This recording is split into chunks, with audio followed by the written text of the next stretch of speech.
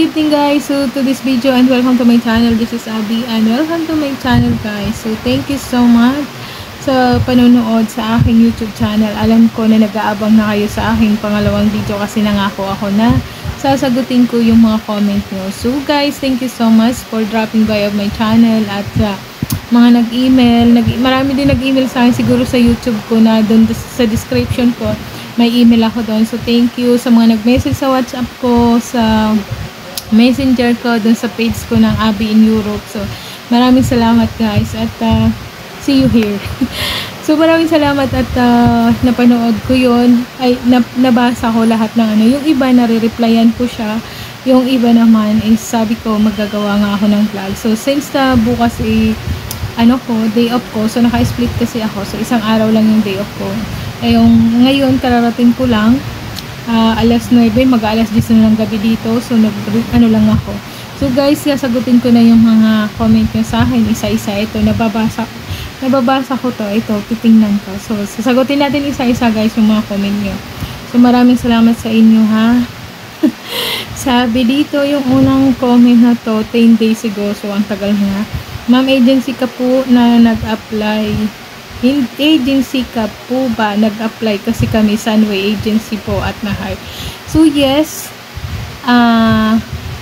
agency ako but not in Philippines. So galing ako ng Dubai.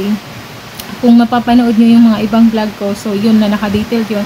Cross country ako galing Dubai papuntang Malta. Agency ako from Dubai to Malta. Ang agency ko nandito sa Malta. Hindi po ako agency ng Pinas, hindi ako agency ng Sunway guys. But anyway, nung July, nag-hard ang company namin mula July 21 to 26, nagpunta sila sa Pilipinas, yung mga big boss namin sa casino. Nag-hard sila ng maraming tao sa Pilipinas na game presenter kagaya ko. We are same company guys. We are in Religa under Portamaso Casino. So, kumuha sila ng tao sa Pilipinas under Sunway. Wag po kayo maniniwala kasi may nag-comment sa akin na scam daw yung company. No, hindi yun scam. Kaya sila nagpunta ng Pilipinas at dumaan sa agency ng Sunway kasi alam nila ang Pilipinas na napakaraming mga chichebroche sa papeles bago makaalis ng Pilipinas. So, ang ginawa ng company namin is pumunta sila dyan. Nag-hire sila ng maraming, kasi may bubuksan nga ditong casino na sa kabila. So, kailangan nila ng maraming tao. So, kumuha sila sa Pinas, guys. So, yung mga napili at congratulations. Ang daldal ko, diba? So, yun, yung mga bagong mga parating dito ngayon, under sila ng Sunway. Kasi, hindi ka pwedeng, ang daming chicheboreche ng Pinas, hindi pwede makakuha ang company namin ng direct na hindi dadaan ng agency ng Pilipinas. So, kaya, dumaan sila ng Sunway ng Pilipinas, yung mga bagong na-hard. Tapos, sabi, ma'am, sino ba to? 3 days lang, si Nash 9991, hindi ko mabasa yung pangalan niya or email ba to. Ma'am, ask ko lang po kung pwede po magkapatid sa Religa. Yes po, maraming magkapatid po dyan na Pilipino din na kasamahan din natin. Kasi alam ko na kayo, hard na kayo. Maraming magkakapatid dyan na magkasama. So, nasagot ko siya kasi na-replyan ko yun. Tapos, ito 10 days ago rin, si Janet, basta yun. Sana mapanood nyo tong kasi lahat ng comment na to is sasagutin ko sa inyo at hopefully makatulong ito at magkaroon ng tips din sa inyo. Marami pa akong gustong sabihin about sa trabaho pero iisa-isahin lang natin kasi siguro baka mahabang video to, hindi nyo panoorin. Pero alam ko panoorin nyo to kasi excited kayo malaman dito guys. So paano po ito pala. Ma'am, paano kita ma-message? May ask po ako about sa work. Nag-message na nga po ako. Nag-reply po ako. Pwede kayo mag-comment dito sa vlog ko. Lahat ng mga tanong nyo. Kasi nababasa ko po yan. Hindi ko lang nabibigyan ng time. So, ngayon, since day off ko bukas, kahit gabi na guys, gagawan ko ang sagot yung mga tanong nyo sa na to. Dapat mag-ano lang ako. Pero since na kagaya ko, kayo na nagsimula sa umpisa, naging aplikante, so marami din ako mga katanungan. So dati din nagsisearch ako sa YouTube about Malta kung paano ano dito. So naiintindihan ko yun, kaya lahat ng mga comments nyo, nababasa ko yun, kaya ngayon gagawan ko yan ng vlog. Sana mapanood nyo to at makatulong din sa inyo. So meron pa yung Abby Jelly Plantino, sa ewan ko kung ano to. 5 days ago, may bayad po ba medical dyan? Yes, may bayad po ang medical. Dito, pagdating nyo dito is hindi kayo, yan ang requirements kasi pag nag-biometric kayo para sa ID nyo, ng residence card nyo dito is kailangan nyo ng medical. Ipapasa nila yan sa IDCO and then pag lumabas yung result, ano yun, ipapasa ng employer yun to identity para sa processing ng ID nyo. Yes, may bayad po ang medical. Yes, ang medical is nasa 170 last year kasi yun, parang nasa 170 euro ang medical dito. So, ang medical naman is huwag kayong mag-alala kasi hindi yan kagaya ng Pinas. Ang medical dito is vaccine lang ng polio tsaka yung x-ray. So, yun lang, dalawa lang yun. So, huwag kayong mag-alala kasi pag kayo nakarating na dito, hindi ganun kahigpit ang medical dito. Hindi kagaya sa Pinas, guys. Yung alam nyo, mas mahigpit pa nga yung medical ng Pilipinas na pagpaalis papuntang ibang bansa, which is hindi naman talaga na kailangan yun. Kasi pagdating mo naman sa bansa na pupuntahan, like dito sa Malta, is mag-medical ka rin. So, ewan ko ba kung bakit kailangan ko ng medical sa Pilipinas bago umalis. Hindi naman yung kailangan. Sayang lang ang pera 5,000 pa man din yun. Pero since na requirements nga ng Pilipinas yun, so wala tayong choice kundi sundin. Pero dapat nga wala ng medical pag paalis ka Kasi pagdating kasi sa bansa na pupuntahan mo, lalo na dito sa Malta, is lahat ng bansa. Pag dumating ka sa bansa na yun, is may medical. So, doble-doble. So, dapat nga wala ng medical sa Pinas ganun lang. So, nasagot ko yun, yung nag-comment. So, ito pa, yung 7 days. Wow, sabi, hi po, kailangan po ba maganda? Wow, hindi naman po ako maganda. Dito po sa Malta, walang discrimination ang Europe, guys. Makinig kayo, walang ni kahit may edad ka, kahit pangu ka, kagaya ko, kahit pangit ka, may matanda ka. Basta as long may potential ka, nakikita naman kasi nang nag-i-interview yan. Pwede ba in-interview naman kayo ng mga big boss namin? So, kung natanggap kayo, na-hard kayo, so, lucky yun, napakalaki nyo kasi dito, walang discrimination ng itsura, as long na may potential ka, kaya mong ngumiti sa camera kasi online nga lang. So, tanggap ka. Pilipinas kasi, which is talagang pag-casino talaga is magaganda sila, mga bata pa, as in pang-artista, pang Miss Universe pang ang datingan sa ganun, di ba? Pero dito kasi sa Malta, pagka-casino or online gaming, kagaya ko, may edad na ako, ba't nasa casino hard ako, may anak ako, wala silang ano dito, basta nakitaan kanila na kaya mong ang trabaho, ang ano lang kasi sa casino is kailangan palangiti ka kasi ano yan sa camera lang talaga, online. Hindi siya live tayo sa online, pero hindi live tayo sa yung face to face sa tao, hindi. Sa online lang.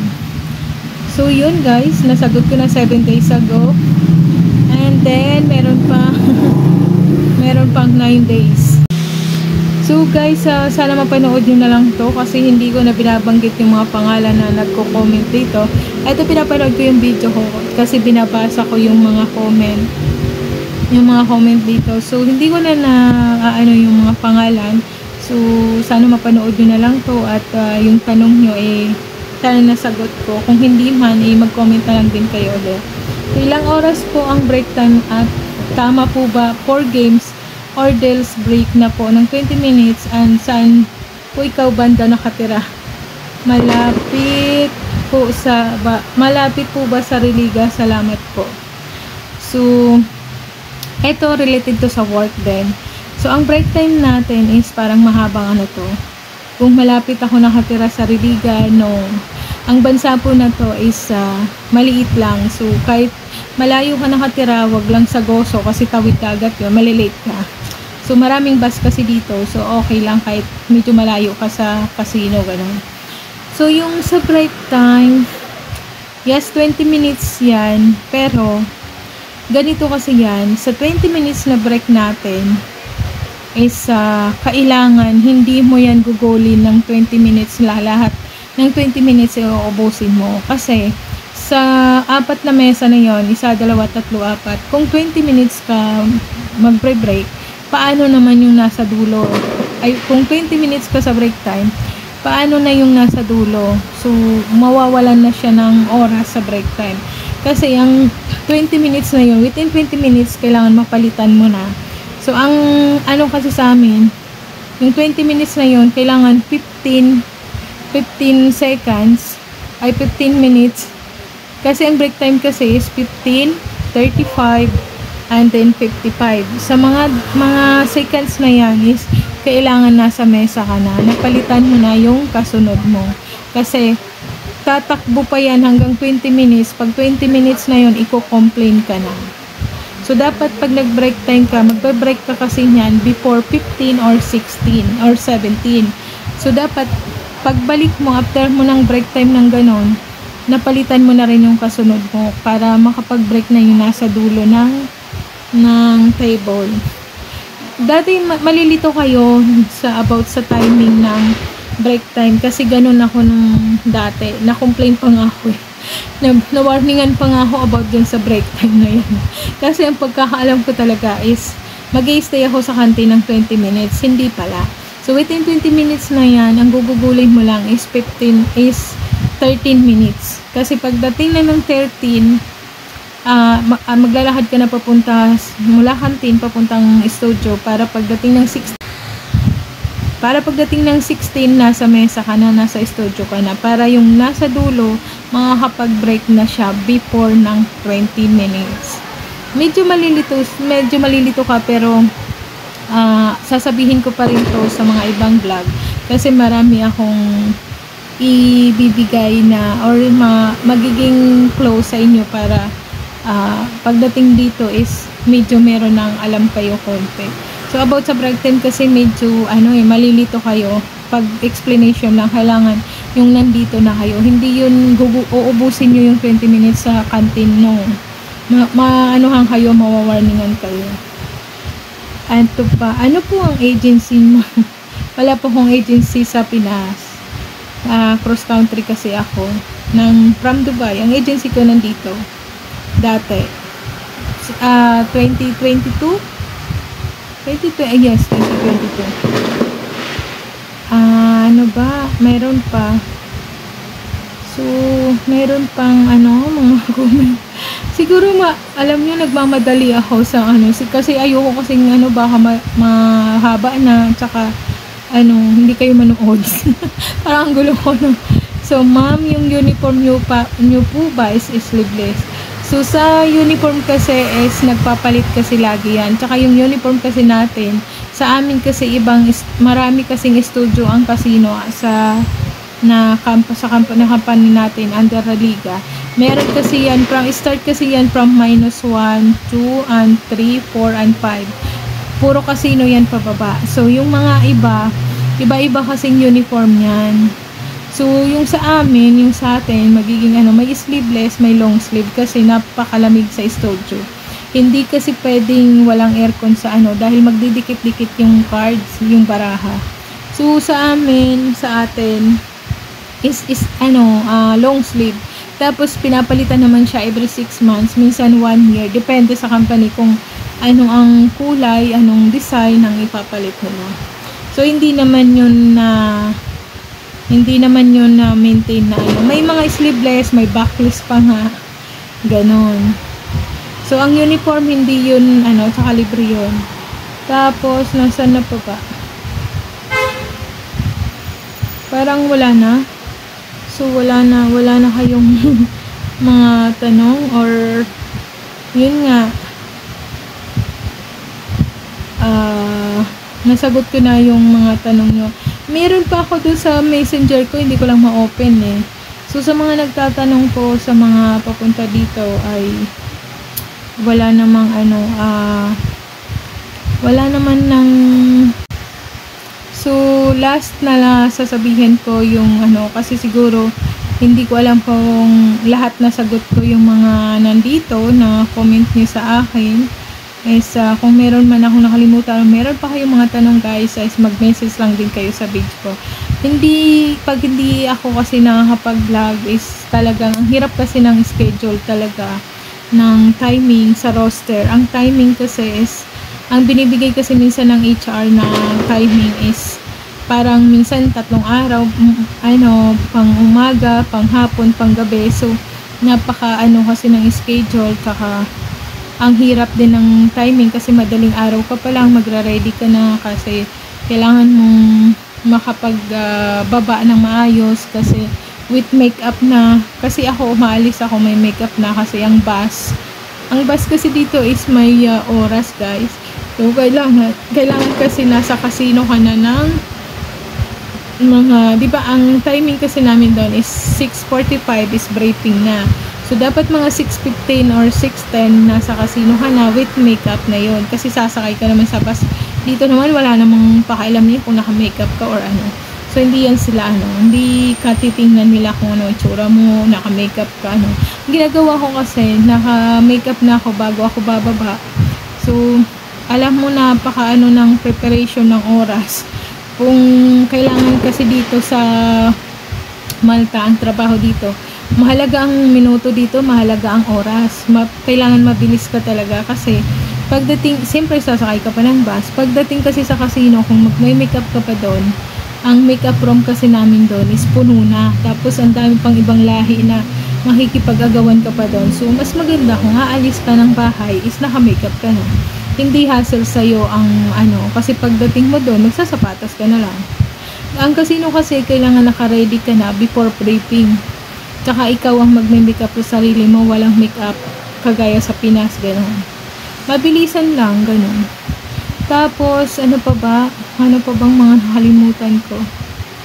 So, yun guys, yung mga pupunta dito guys, sana may nasagot ko yung ano nyo. Tapos meron pa akong gustong sabihin about sa trabaho, sa ano, pagdating nyo naman kasi dito may ano may training kayo may training kayo sa training room na 1 month. So lahat pag-aaralan nyo yung mga procedure, mga payouts, memorization ng mga promotion, yung mga techniques, lahat pag-aaralan nyo yung kailangan bihasa na kayo pagpasok sa loob. So yung mga natutunan nyo sa training room, kailangan seryosohin nyo yun, kasi pagdating nyo sa loob is kayo-kayo na lang ang, so yun, kailangan seryosohin nyo yung mga ituturo sa inyo sa training room, kasi merong pagkakaiba sa training room sa actual na trabaho sa loob. So kung anong mga natutunan nyo sa training room, i-keep nyo yun, ano nyo, wag nyong ang tawag din kailangan pag-aralan nyo mabuti, kasi pagdating sa loob, bawat mistake nyo, bawat mali nyo sa camera or ano, makaka-apekto yan sa performance nyo, makaka-apekto sa bonus nyo. Sayang ang isang pagkakamali na nang wala kayo sa focus, na hindi nyo tinutukan sa training room. Pagdating sa loob, para kayo nagsasayang ng pera nyo, kasi nakasalalay doon ang bonus nyo. Yung bonus na 250 is nakasalalay doon yung performance nyo, kung paano kayo mag-deliver, paano kayo mag-ano ng laro, at saka yung mga mistake nyo. Ingatan nyo lang na huwag kayo mag-cancel game, kasi lahat ng bonus nyo mauubos. Ang matitira lang sa inyo is yung makeup, tsaka ano, may makeup bonus kasi, tsaka yung sa nail, ganun. So sayang, tsaka makaka-apekto yun sa performance nyo guys. Kaya maging ano kayo pag kayo nasa training room. Sa training room kasi easy lang doon kahit nung ako noon, easy lang. Pagdating ko sa loob, yun, nakakakaba, kasi syempre ikaw na lang mag-isa wala naman pakialam yung mga kasama mo, dahil may kanya-kanya kayong mesa may kanya-kanya kayong trabaho hindi naman ka pwedeng lumingon pag nasa loob ka dahil nakatutok ka sa monitor. Sa training room kasi easy lang, banding lang, ganun. pagdating nyo sa loob, mahirap. Kasi, kung hindi nyo siseryosohon sa training room, pagdating sa loob, mauubos bonus nyo. Pag di pa kayo ano. Pero sa umpisa lang naman yun. Pag nasanay na rin kayo sa loob, yun, na matatandaan nyo na. Lahat naman nag-uumpisa sa baguhan bago maging bihasa, di ba? So, minsan kasi pag nasa loob guys, tandaan nyo, yung mga pag nasa loob na kayo, may mga kasing kabayan natin, mga kasamahan natin na mga perfectionist na ganito, kahit ituturo, kahit nagtatanong ka, ituturo sa'yo yung di maganda, yung ano, minsan nakaka-offend or ano, basta kailangan nyo lang, tutukan nyo yung mga tinuturo sa inyo sa training room kasi pagdating sa loob, para alam nyo na at saka hindi nyo na kailangan magtanong pa. Magtanong man kayo is hindi na ano, kasi minsan sa loob kasi parang hindi sila, pag alam nilang baguhan, parang akala mo lalo na pagkabayan natin, pag alam na kabayan natin, first time naranasan ko kasi yun di ba, nung papasok namin sa loob, syempre naninibago ka, kakabahan, ikaw na lang mag-isa, wala na magtuturo sa'yo, diba? Solo ano mo na. So yun nung first day or may ano kami, may mentor pa kasi first day may sa loob nung ano na, nung mga 1 week na or mga 3 weeks na, syempre sa'yo na lang yun minsan syempre malilito ka sa break time, malilito ka sa timing, malilito ka sa table mo, kung saan ka pupunta, kung saan ka uupo, anong laro ang aanhin mo, syempre malilito ka. So nagtatanong ka or nagtanong ako noon sa kapwa natin, parang iba yung sinagot, parang nakakaano, kasi iniisip ko kasi syempre kabayan ko to, ituturo sa akin yung tama, pero parang may inis ka pa kasi hindi sila ano, feeling ba nila mga ano sila.